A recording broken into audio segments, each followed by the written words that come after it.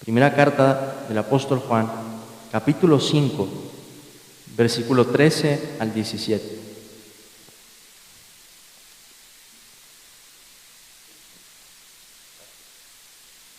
Así dice la palabra de Dios. Estas cosas os he escrito a vosotros, que creéis en el nombre del Hijo de Dios, para que sepáis que tenéis vida eterna, y para que creáis en el nombre del Hijo de Dios. Y esta es la confianza que tenemos en Él, que si pedimos alguna cosa conforme a su voluntad, Él nos oye. Y si sabemos que Él nos oye en cualquiera cosa que pidamos, sabemos que tenemos las peticiones que le hayamos hecho. Si alguno viere a su hermano cometer pecado que no sea de muerte, pedirá, y Dios le dará vida. Esto es para los que cometen pecado que no sea de muerte. Hay pecado de muerte, por el cual yo no digo que se pida. Toda injusticia es pecado, pero hay pecado no de muerte. Amén, hermanos. Pueden tomar asiento. Vamos a orar.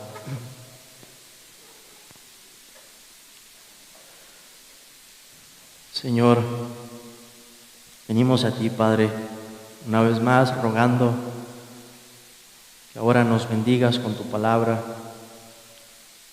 que hables a nuestros corazones, Señor, y que podamos entender la verdad tan preciosa, tan consoladora que hay aquí. Te ruego que hables con paz al corazón de tu pueblo, Señor.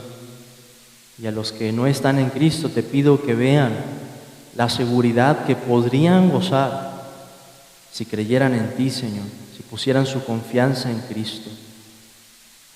Muévenos, Señor, para que veamos que la única vida, la verdadera vida, la vida eterna, está en tu Hijo Jesucristo y en nadie más, por quien te pedimos estas cosas. Amén. Hermanos, como les decía, hemos llegado ya a esta última parte.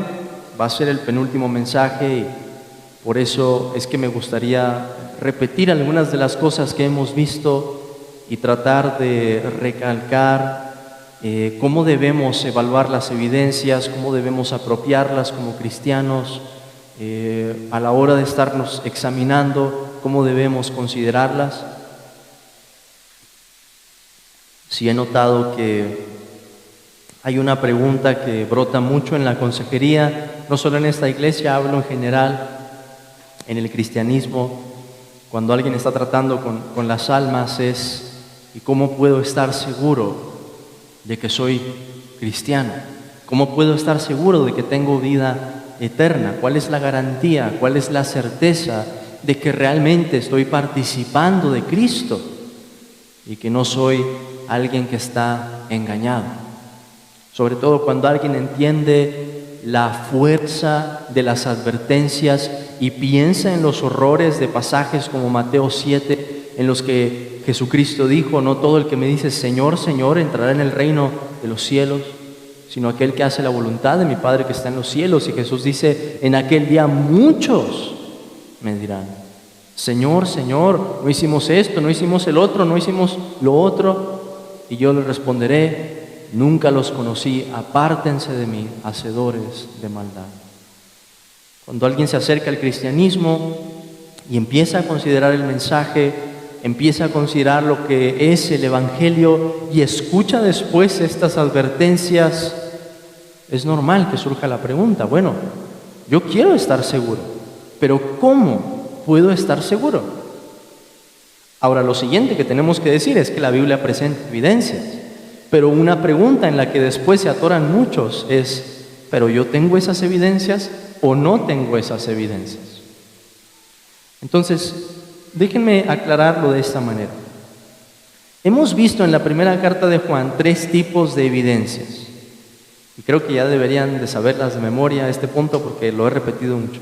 Hay una evidencia doctrinal, tiene que ver con lo que creemos. Juan nos dice que Jesús es el Cristo, que Jesús es el Hijo de Dios, que la vida eterna está en Él, que Jesucristo vino en carne, por ejemplo. Hay una evidencia que es ética y tiene que ver con nuestra conducta, cómo vivimos en este mundo. ¿Vivimos conforme a la ley de Dios o vivimos quebrantándola? Y otra evidencia que es de carácter social, lo que hemos resumido como el amor a los hermanos. El amor a los hermanos y por consecuente también el amor al prójimo. Esas son los tres tipos de evidencias que hemos visto. Ahora déjenme darles 6 frases que nos ayudan a entender cómo debemos pensar en estas evidencias. En primer lugar, la primera pregunta que hay que hacernos al pensar en la seguridad de la fe es si hemos creído en Cristo. Ese es el punto número 1. Déjame decirlo de otra manera. No puedes pasar a considerar una evidencia ética o una evidencia social si no puedes responder a esta pregunta primero. ¿He creído en Cristo? Si tu respuesta es sí, después de haber respondido, puedes pasar a considerar las evidencias que tienen que ver con la conducta. Aquí se atoran muchas personas, incluso creyentes. ¿Por qué? Porque pasan al paso número 2 sin haber considerado el 1. Creyentes verdaderos se empiezan a preguntar, a ver, ¿cómo está mi conducta? Es que hay mucho pecado en mi vida. Están considerando el paso número 2, pero no vuelven al 1. ¿Qué pasa si alguien considera solamente su conducta y no está considerando si su fe está en Cristo o no? Va a caer en desesperación. Por supuesto que jamás va a encontrar seguridad, porque la seguridad, el fundamento de esa seguridad es, primero que todo, y como un fundamento eterno, la justicia que Jesucristo nos da en el Evangelio de manera gratuita. Una justicia que se recibe por la fe. Así que hay que tener en claro esto. La primera pregunta que hay que hacernos no es acerca de nuestra conducta, no es acerca de si hay amor en nuestros corazones a los hermanos. La primera pregunta es, ¿he creído en Cristo? ¿Sí o no? Y esa es la más importante, porque las demás se van a derivar de allí. Entonces, ese fue el primer enunciado. El segundo, hermanos, la seguridad varía en grados. Algunas personas tienen poca seguridad, algunas personas tienen mucha seguridad.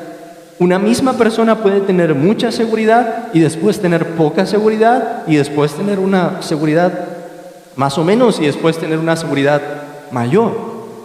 Eso depende de muchos factores. Pero, déjenme decirlo en claro, pero la menor medida de fe, no de seguridad, de fe, salva tan ciertamente como la mayor medida de fe.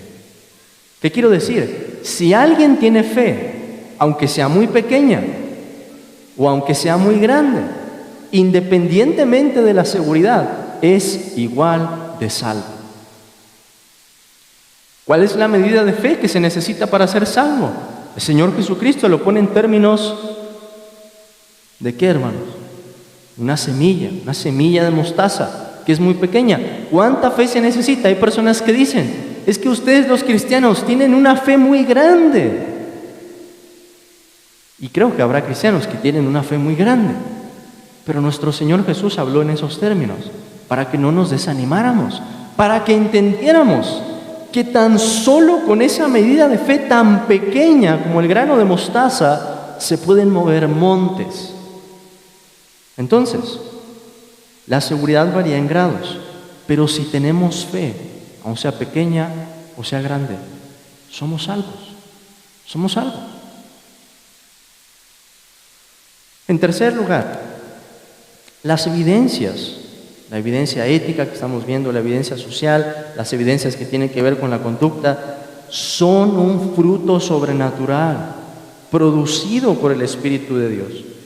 Y por lo tanto, no pueden surgir como un producto del esfuerzo humano, si bien pueden ser cultivadas por una vez que hay vida en la persona. ¿Qué estoy diciendo? Estas evidencias que están aquí, recuerden cómo Juan hila esas ideas. Si tenemos esto, hemos nacido de Dios. ¿De dónde salen esas evidencias? Bueno, son fruto de una obra sobrenatural, de una regeneración, Dios nos cambia el corazón, quita un corazón de piedra, pone un corazón de carne, y el fruto de eso son esas evidencias. ¿Por qué digo eso, hermanos?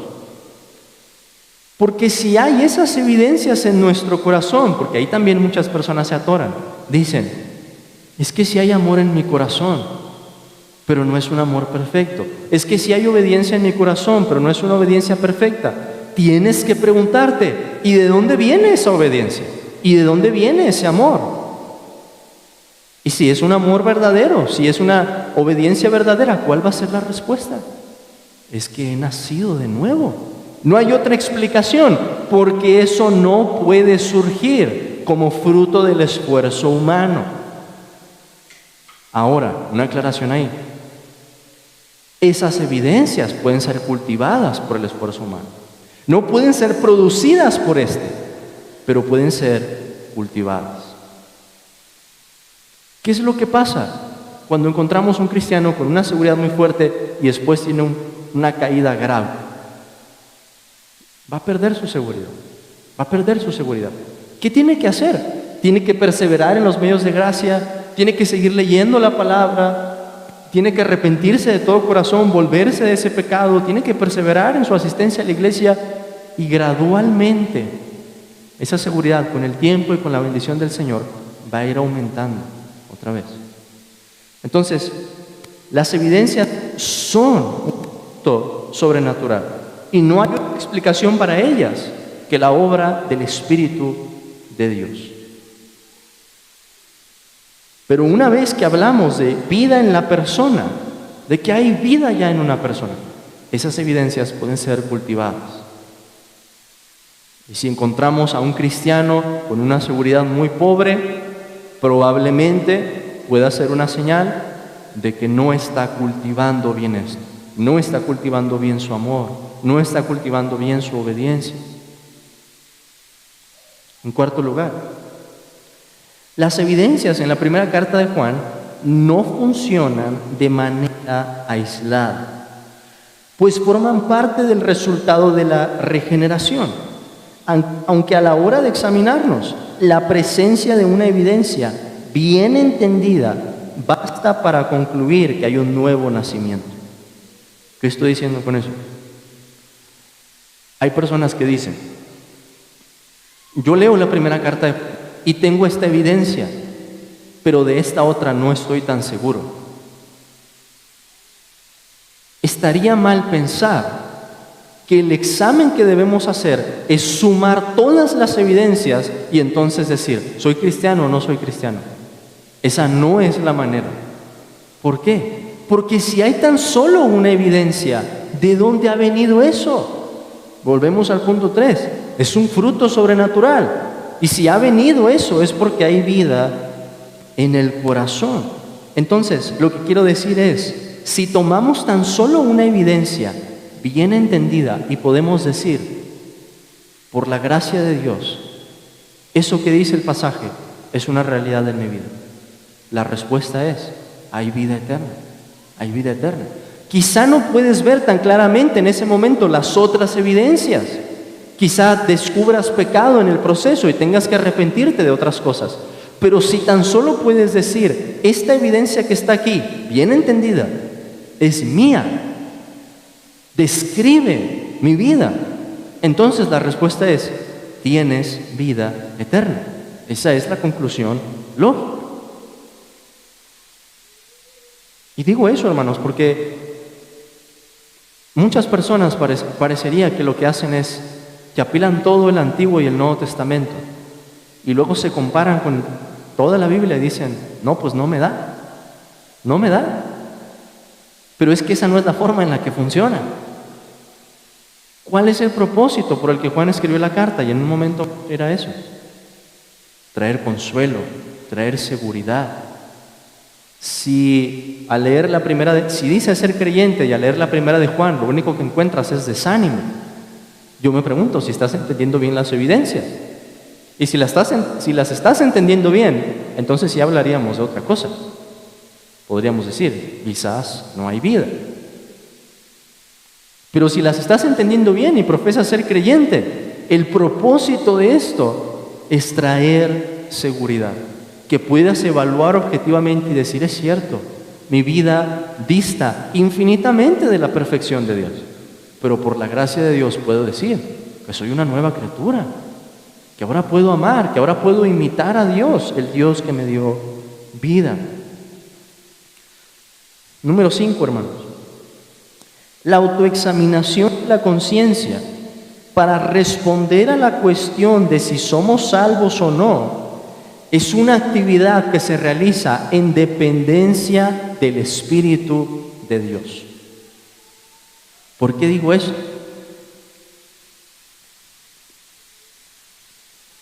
Algunas personas en la historia de la Iglesia han criticado ese enfoque en las evidencias, diciendo que no podemos concluir solamente por la luz de la razón que tenemos vida eterna. Y eso en parte es cierto. Por la mera luz de la razón no podríamos concluir eso de una manera certera, porque podríamos estarnos engañando.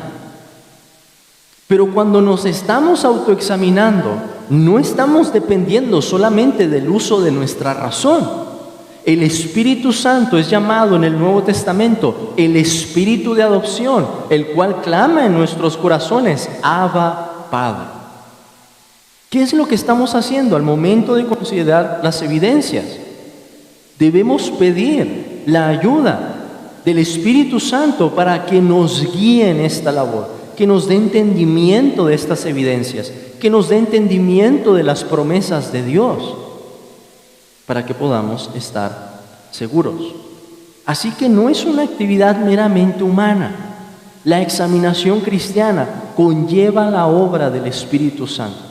Y si no es así, se está haciendo de una manera inadecuada. Y podemos predecir lo que va a resultar de ello. Tristeza, desesperanza, desánimo, etc. Pero si realizamos esta labor en dependencia del Espíritu de Dios, ¿qué es lo que va a hacer el Espíritu de Dios? Nos va a llevar a considerar las promesas, nos va a ayudar a entender las evidencias, va a decir a nuestros corazones que estas cosas realmente nos pertenecen. Número 6, por último, el propósito principal de Juan en esta carta es proporcionar seguridad y confianza a los creyentes, no desanimarlos. El propósito de Juan es proporcionar seguridad y confianza a los creyentes, no desanimarlos.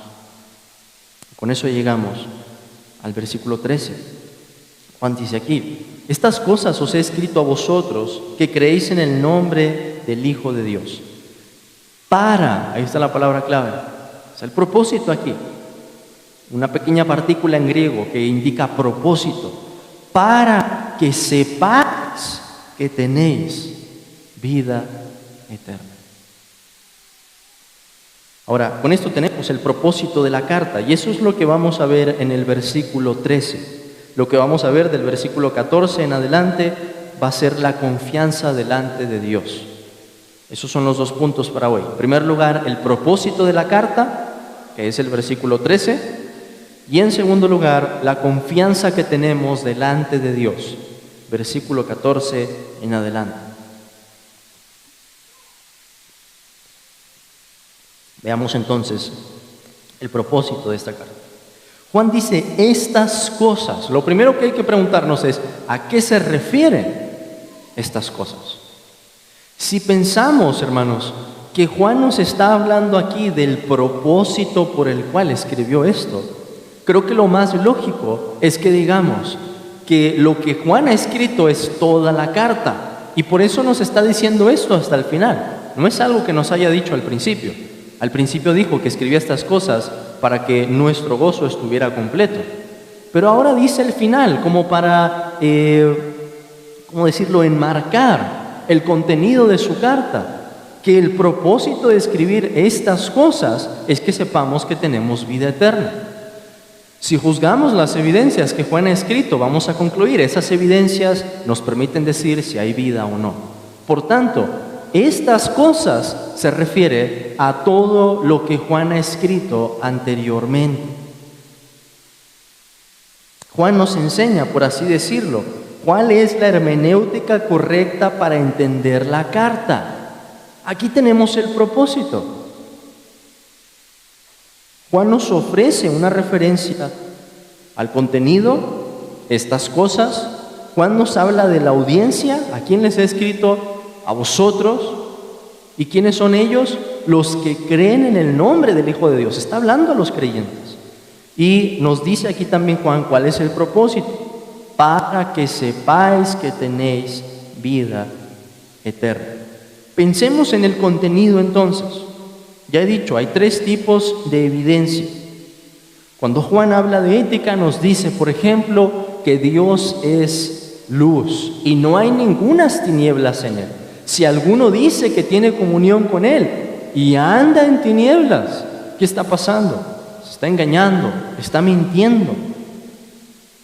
Porque los creyentes viven en luz. Juan nos habló en el capítulo 2 acerca de la obediencia también, acerca de guardar los mandamientos de Dios. Es cierto, el cristiano peca, lo dice Juan en el capítulo 1. Tenemos que confesar nuestro pecado y podemos hallar seguridad en que Dios nos recibe. Pero hay una verdadera obediencia en la vida del creyente. Y eso se contrasta ¿con qué cosa? Con la desobediencia. Si alguien dice, yo le conozco, y no guarda sus mandamientos, el tal es mentiroso. Pero Juan también nos habla de la imitación a Cristo. El que dice que permanece en Él debe andar como Él anduvo. Cuando Juan nos habla de esa evidencia doctrinal, él nos dice en su carta que hay una confesión correcta acerca de quién es Jesús y de lo que Él ha venido a hacer. Debemos confesar a Jesús como el Mesías, confesar a Jesús como el Hijo de Dios y confesar a Jesús como aquel que vino en carne. Ya hemos hablado de eso, confesarlo como el Dios hombre.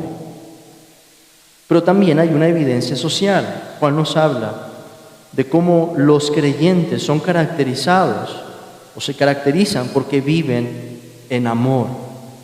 Amor a Dios y amor al prójimo. El que ama a Dios, Juan dice, el que ama a Dios, ame también a su hermano. Es un mandamiento que hemos recibido. Ese es el contenido de manera muy somera que Juan nos ha dado en esta carta. Pero ¿cuál es la audiencia ahora? Los creyentes. Los creyentes. Las evidencias sirven tanto a los verdaderos creyentes como a los falsos profesantes. Eso es cierto, sirven para ambos. Pero Juan tenía en mente a la iglesia al escribir esto. El propósito era afirmarla en su seguridad de la salvación. ¿Qué es lo que había pasado? Se levantaron falsos profetas en medio de ellos, empezaron a enseñar cosas muy extrañas, tratando de desviar a los creyentes. ¿Cómo queda alguien después de eso? Herido, confundido. Es lo que pasa con la falsa doctrina. Después de haberla escuchado por un tiempo, uno comienza a cuestionarse, ¿y si realmente tienen razón? ¿Y si yo soy el que está equivocado? Y Juan se ve en la necesidad entonces de afirmarlos. ¿Qué mejor manera que darles todas estas evidencias y decirles con esta carta? Es que esto es una realidad en sus vidas. No se dejen confundir por lo que les están diciendo. Si tienen esto, tienen vida eterna. Lo vemos en su propósito, para que sepáis que tenéis vida eterna. Por lo cual sabemos que es algo de lo que podemos estar seguros. No solamente podemos tener la vida eterna. Juan escribió su evangelio para eso, para que tengamos vida creyendo en Cristo. No solamente podemos tener la vida eterna, podemos estar seguros, podemos tener certeza de que la tenemos. Y eso es algo diferente. Esa es la razón por la cual Juan escribió su primera carta. El que tiene al Hijo tiene la vida, dice Juan. Tener la vida eterna nos asegura de nuestro destino eterno. Pero saber que tenemos la vida eterna asegura nuestro gozo aquí en la tierra. ¿Puede morir alguien sin seguridad? Sí, de cierta manera sí. Una seguridad muy pobre. Siempre va a haber un grado de seguridad en el creyente, aunque sea muy pequeño. Pero alguien podría morir con un grado de seguridad muy pobre, pensando que se va a ir al infierno, y en realidad despertar en la gloria, porque había creído en Cristo realmente. Pero es muy diferente, hermanos. Si sabemos, si estamos conscientes de que la vida eterna es ya una posesión presente. ¿Por qué? Porque eso trae gozo, porque eso trae paz, porque eso trae consuelo, porque eso nos permite entender por qué Cristo dijo cosas como: no teman a los que matan el cuerpo, pero no pueden hacer nada al alma. Teman más bien, está hablando de Dios ahí, aquel que después de destruir el cuerpo tiene el poder para arrojarlo en el infierno. Debemos temer a Dios. Pero si Él nos ha revelado estas cosas, podemos estar seguros de que Él nos ha dado vida. Entonces, hermanos, quiero animarlos a que aprovechen todo lo que hemos visto en esta carta, a que abracen el contenido de ella, a que piensen en ustedes como la audiencia. Ustedes están aquí, que han creído en el nombre del Hijo de Dios, porque también fue escrita para su consuelo. El propósito de Juan sigue permaneciendo. La autoridad apostólica no se ha borrado, se sigue ejerciendo por medio de las Escrituras. Esta carta sigue siendo para la iglesia y en todas las edades. Si este es el propósito de la carta, entonces la seguridad de la fe es algo muy importante, porque tenemos un libro en el Nuevo Testamento que se dedica mayormente a resolver esta cuestión. Pero no solo encontramos consuelo por el propósito de Juan allí, sino que también por las palabras que va a decir a continuación al hablar de la confianza. Juan dice en el versículo 14, y con esto pasamos al punto número 2.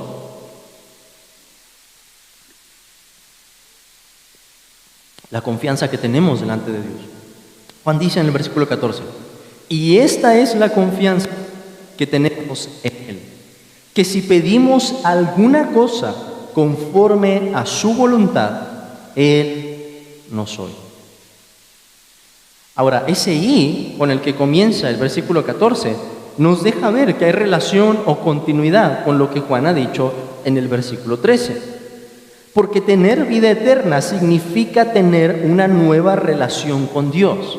Y si alguien sabe que tiene esta nueva relación con Dios en la que ha sido adoptado, puede hallar confianza en la oración.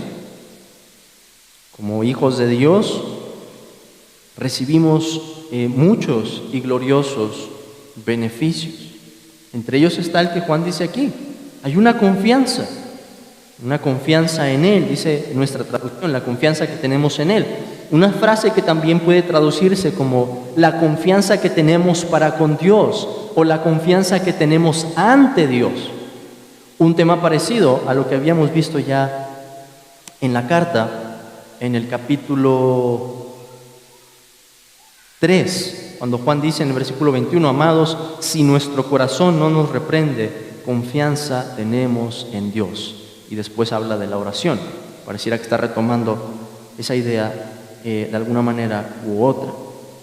Pero el punto es que los creyentes tenemos confianza en la presencia de Dios, porque sabemos que Él nos ha dado vida en su Hijo Jesucristo. La confianza es aquí la garantía de que Dios nos oye si pedimos algo conforme a su voluntad. Juan está aumentando la dosis de consuelo aquí, de seguridad, hermanos.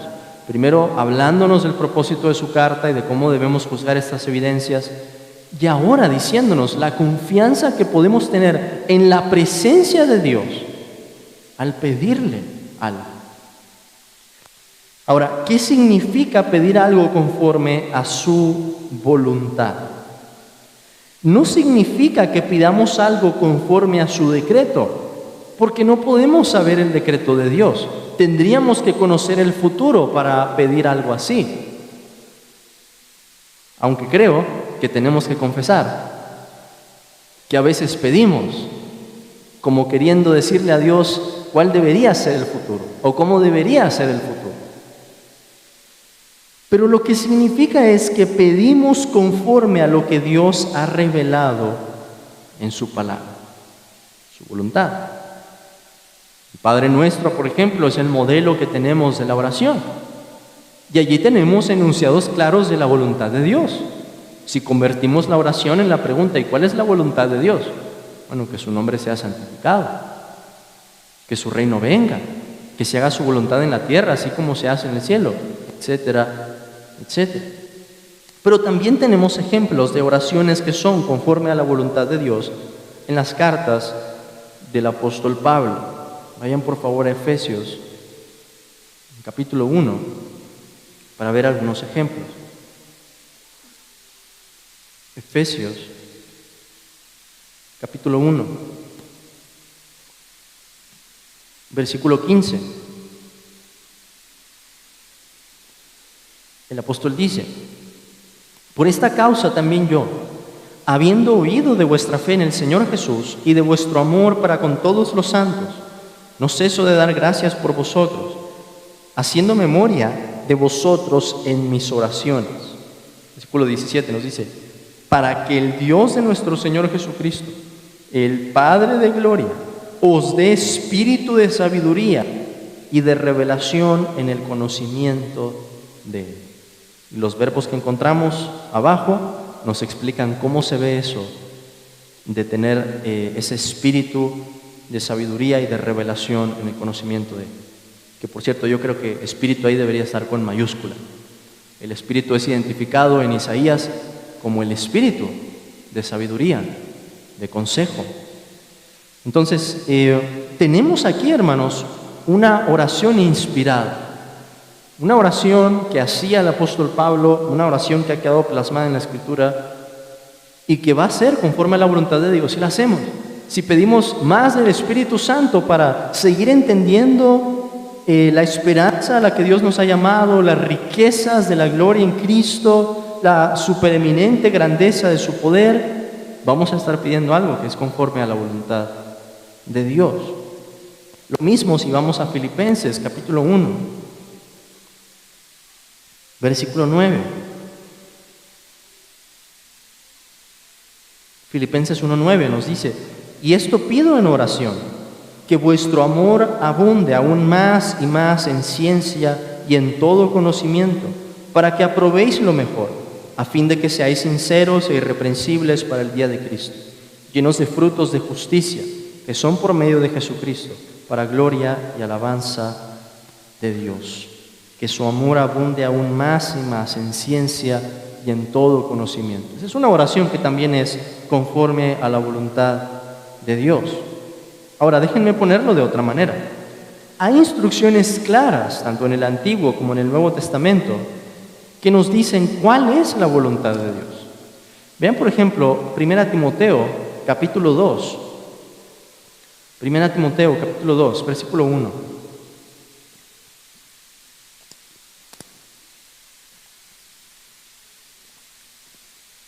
Dice el apóstol: exhorto ante todo a que se hagan rogativas, oraciones, peticiones y acciones de gracias por todos los hombres, por los reyes y por todos los que están en eminencia, para que vivamos quieta y reposadamente en toda piedad y honestidad, porque esto es bueno y agradable delante de Dios, nuestro Salvador.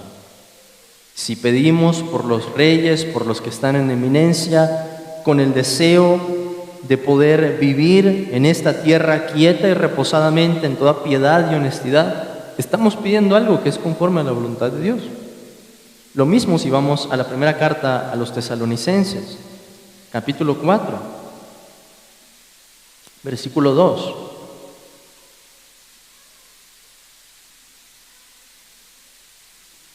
Y así hay muchos ejemplos, hermanos. Esto es solo algo muy, muy breve. Porque ya sabéis qué instrucciones os dimos por el Señor Jesús, pues la voluntad de Dios es vuestra santificación, que os apartéis de fornicación, que cada uno de vosotros sepa tener su propia esposa en santidad y honor, no en pasión de concupiscencia como los gentiles que no conocen a Dios, que ninguno agravie ni engañe nada a su hermano, porque el Señor es vengador de todo esto, como ya os hemos dicho y testificado. Hay varias cosas ahí que nos dicen cuál es la voluntad de Dios. Santificación, y eso se desglosa en algunas cosas en el pasaje. Si pedimos pensando en lo que tenemos allí, vamos a estar pidiendo conforme a la voluntad de Dios. Lo mismo podríamos hacer con los 10 mandamientos, lo mismo podríamos hacer con toda la Biblia, si sabemos aplicarla. Pero la parte clave del pasaje en la primera carta de Juan no es la condición. ¿La condición cuál es? Que pidamos alguna cosa conforme a su voluntad. La parte más importante o la parte clave en una oración condicional es el resultado. ¿Y cuál es aquí? Él nos oye. Él nos oye.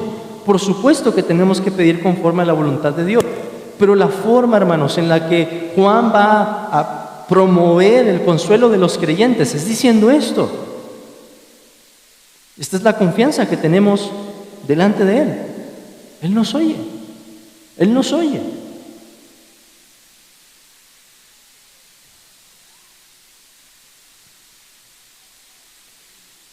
Y creo que tenemos que pedir por ese espíritu de sabiduría y de revelación para entender la profundidad de lo que eso significa. Que Dios nos oye. El Dios que es invisible. Juan ya lo había dicho, nadie ha visto jamás a Dios. El Dios que es luz, el Dios que es amor, el Dios que es justo. Él nos oye. La oración es una audiencia delante de Dios en la que el creyente puede acercarse con confianza. ¿Cuál es su confianza en que será oído? Déjenme explicarlo así, hermano. En el libro de Esther, ustedes se acuerdan cuando llega ese punto decisivo en la vida de esta joven y Mardoqueo le dice, si no haces algo por nosotros, Dios va a traer liberación, por de una u otra forma, pero quizá Dios te ha puesto a ti en este lugar para este momento, confrontándolo, para que no fuera cobarde. Y esa mujer dice, está bien, hagan ayuno por mí, me voy a presentar al rey después de unos días y que pase lo que tenga que pasar. Ella se presenta al rey, lo cual estaba prohibido. Si el rey, hermanos, no extendía su cetro en ese momento, aun fuera su esposa, iba a ser condenada a muerte. Pues déjenme decirlo así, la oración no es así. La confianza que tenemos delante de Dios como creyentes no es así. Nosotros sabemos por su voluntad que podemos acercarnos y que ese cetro se va a extender hacia nosotros. Esa es la clase de confianza que podemos tener. Una confianza que proviene de lo que Dios ha hecho en Cristo. Y Juan continúa con esta explicación y dice, y si sabemos que Él nos oye en cualquiera cosa que pidamos, sabemos que tenemos las peticiones que le hayamos hecho. Juan está diciendo, si estamos conscientes de que Dios nos oye y tenemos esa confianza, podemos estar seguros de su respuesta. Y esto es algo evidente, porque estamos pidiendo conforme a su voluntad. Dios nos concederá lo que estamos pidiendo, aun cuando la respuesta no sea lo que esperamos. Pedimos por santificación y llega una prueba. Pedimos por paciencia, llega una aflicción y llega una enfermedad. Quizá no esperábamos que fuera de esa manera, pero eso es lo que va a producir al final, porque Dios ha escuchado la oración. Esta confianza no es pretensión, es la forma en que funciona la fe. Hermanos, ¿qué es la fe? Hebreos 11. La fe es la certeza de lo que se espera, la convicción de lo que no se ve. Y es algo que se expresa en la oración. Creemos que vamos a recibir las cosas que hemos pedido, sobre todo si estamos pidiendo conforme a la voluntad de Dios.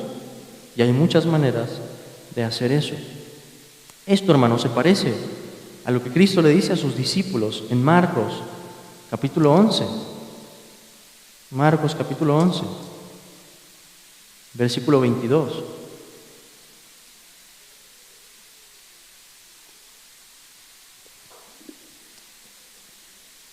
Quizá Juan estaría pensando esto al escribir en su carta, no lo sé, pero sé que concuerda.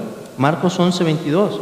El Señor les dice: tened fe en Dios, porque de cierto os digo que cualquiera que dijere a este monte, quítate y échate en el mar, y no dudar en su corazón, sino creyere que será hecho lo que dice, lo que diga le será hecho.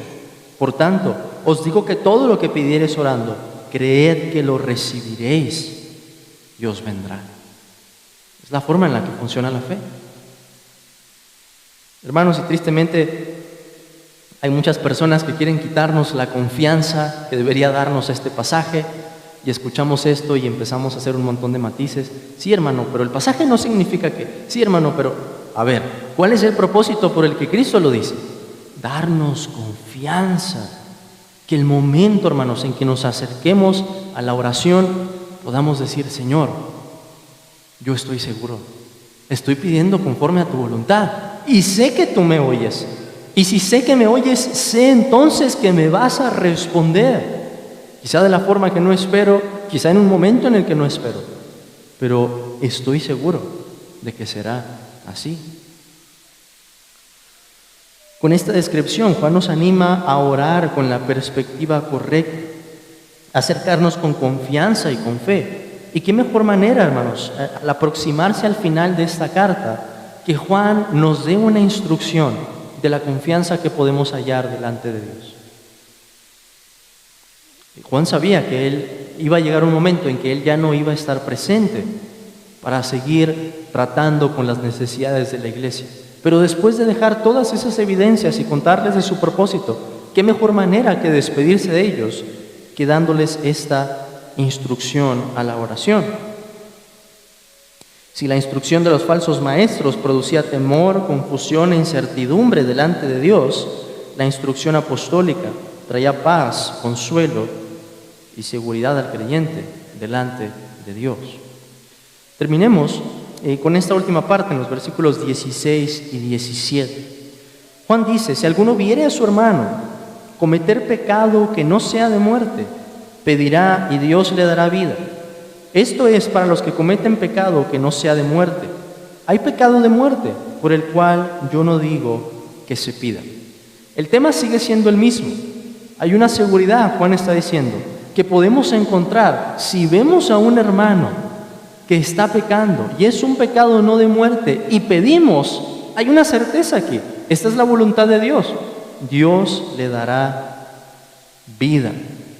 Juan nos explica entonces que esta confianza también se aplica cuando pedimos por un creyente que comete un pecado que no sea de muerte. Cuando pedimos así, y esta es una oración que concuerda con el amor del que él había venido hablando, Dios nos escucha y le da vida a nuestro hermano. Es decir, lo renueva, lo aviva para que vea su pecado y se arrepienta. Hermanos, si no fuera porque Dios hace esto, los creyentes nos perderíamos. Pero porque Dios hace esto y porque Dios usa también a nuestros hermanos para pedir por nosotros cuando caemos en pecado, es que somos preservados por su gracia. Tenemos ánimo entonces en que Dios nos oye también en este caso. Pero ahora la pregunta que probablemente está resonando en sus mentes es: ¿a qué pecado se refiere Juan? El versículo siguiente nos da una aclaración que puede ayudarnos un poco. Versículo 17: toda injusticia es pecado, pero hay pecado no de muerte. Es probable, hermanos, que esto tenga que ver con algo que enseñaban los falsos maestros. Ya hemos visto que es muy probable, por lo que Juan dice, que ellos distorsionaban el carácter de Dios, que ellos distorsionarían algo del pecado, que ellos tal vez dirían, como en el capítulo 1, que no tenían pecado, y esto derivaría en muchas otras clases de errores. Quizá algunos negarían o dirían que había ciertas injusticias que no eran pecado, y por eso Juan se ve en la necesidad de aclarar esto. De cualquier manera, Juan nos dice que toda injusticia, sin importar su magnitud, constituye un pecado. Pero Juan, sin duda, está haciendo una distinción. Pecado que no es de muerte y pecado de muerte. O, como pudiera entenderse también la idea, por la preposición que está allí en griego. Pecado que no lleva o no resulta en muerte y pecado que lleva o resulta en muerte. En primer lugar, déjenme aclarar que esta no es la famosa distinción romana entre pecados veniales y pecados mortales. ¿Por qué? Porque Juan implica que este pecado lleva a una condición irremediable. No hay esperanza y no debemos orar por una persona que ha incurrido en semejante condición. Pero el catolicismo romano enseña que sí puede haber perdón de los pecados mortales después de una confesión, penitencia, etcétera, etcétera. Eso no es lo que Juan está diciendo aquí. Juan está diciendo que no pidan por esa persona. Esto tiene que ser algo mucho más grave. En segundo lugar, tenemos que decir, es una distinción real. Y una de las implicaciones de eso es que sí podemos hacer distinciones en el pecado. Y creo, hermanos, que como protestantes muchas veces nos equivocamos en esto. Aunque toda injusticia es desagradable a los ojos de Dios, no toda injusticia es igualmente desagradable. La Escritura dice que cada uno tendrá que dar cuentas por lo que hizo. Y no será lo mismo, hermanos, haber lesionado a una persona que haber matado a un hombre, o que después de matar a esa persona se esconda su cuerpo, como pasa en nuestro país. Eso nos indigna, y eso es un reflejo de la imagen de Dios, porque eso va a llevar a una mayor condenación. Alguien puede decir, hermano, pero Mateo 5 nos dice que el que insulta a su hermano quedará expuesto al infierno de fuego. Sí, yo estoy diciendo que todo pecado es injusticia, que toda injusticia es pecado, como dice Juan, y que todo pecado merece el infierno, pero no todo pecado merece el mismo castigo dentro del infierno. Habrá un castigo mayor para aquellos que incurren en ofensas que son más desagradables. E incluso, hermanos, creo que podemos decir, a veces ocurre en esta vida, que una persona que cae en una ofensa sumamente abominable delante de Dios, recibe un juicio en esta vida para después recibir un juicio también en la vida venidera.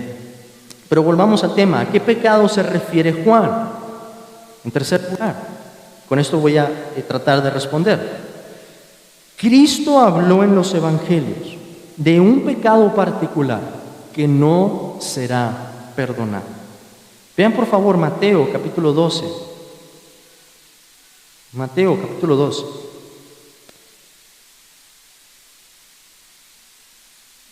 Versículo 31.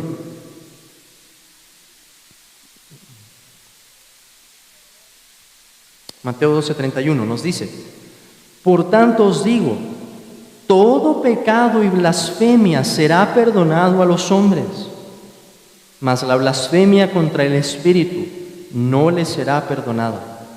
A cualquiera que dijere alguna palabra contra el Hijo del Hombre le será perdonado, pero al que hable contra el Espíritu Santo no le será perdonado, ni en este siglo, ni en el venidero. Déjenme resumirlo así, hermanos, porque confieso que es un texto difícil, es de los textos difíciles de esta carta, es un texto en el que existe debate también, y no pretendo resolver esta cuestión, pero simplemente explicarles lo que creo que debería ser una solución lógica que contempla otros pasajes de la Escritura. Yo creo que la blasfemia contra el Espíritu Santo es el mismo pecado del que nos hablan en las advertencias Hebreos capítulo 6 y Hebreos capítulo 10, pasajes conocidos por la fuerza en que presentan esas advertencias de una condición irremediable, de personas que escuchan la palabra de Dios, que gustan de los poderes del siglo venidero, que son partícipes del Espíritu Santo y aún así, como dice Hebreos, creo que es Hebreos 10, no producen al final fruto y son hierba que será echada en el fuego. Yo creo que se trata del mismo pecado y creo que es de lo que Juan está hablando aquí. Un pecado que es un rechazo total de Cristo. Pensemos, el Espíritu vino a dar testimonio de quién es Jesucristo. Los fariseos sabían quién era Jesucristo. Hermanos, ellos conocían la Escritura. Su pecado no fue la ignorancia. Su pecado fue una rebelión declarada, confesa, completa, sin reservas contra Cristo. Ellos sabían quién era Cristo porque ellos veían que Él estaba cumpliendo las Escrituras. Entonces, después de haber visto toda esa evidencia, aún así, después de que el Espíritu Santo les estaba diciendo que Jesús era el Mesías, rechazaron esa revelación. Y creo que esa es la blasfemia contra el Espíritu Santo. Haber recibido un conocimiento claro de quién es Jesucristo, haber recibido esa evidencia, entender intelectualmente que Él es el Salvador del mundo y decir con todas nuestras fuerzas después de eso, no. Incluso como los fariseos lo hacían, atribuir su fuerza o su poder al demonio, al diablo. Creo que esta descripción de ese pecado y esa condición irremediable coincide con lo que Juan dice y también parece estar de acuerdo con el tono de su carta. Si Juan estaba denunciando a los falsos profetas, hermanos, hay que considerar que quizá muchos de ellos habían sido instruidos en un principio por los apóstoles, habían recibido una enseñanza sana y en algún momento se apartaron. Pero no serían ignorantes del mensaje de Juan.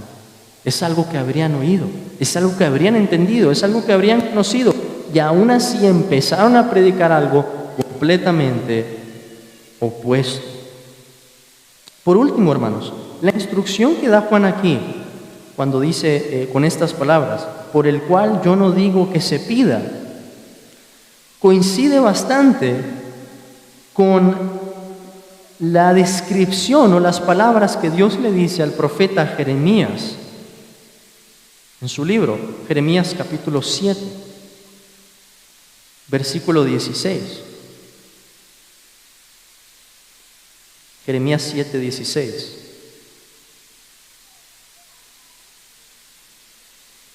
El Señor le dice al profeta, tú pues no ores por este pueblo, ni levantes por ellos clamor ni oración, ni me ruegues, porque no te oiré. ¿No ves lo que estos hacen en las ciudades de Judá y en las calles de Jerusalén? Los hijos recogen la leña, los padres encienden el fuego, y las mujeres amasan la masa para hacer tortas a la reina del cielo y para hacer ofrendas a dioses ajenos, para provocarme a ira. Me provocarán ellos a ira, dice Jehová, no obran más bien ellos mismos su propia confusión. Y esta referencia es muy interesante, hermanos, porque Juan dice, por el cual yo no digo que se pida. ¿Y cómo termina su carta? Hijitos, guardaos de los ídolos. Amén.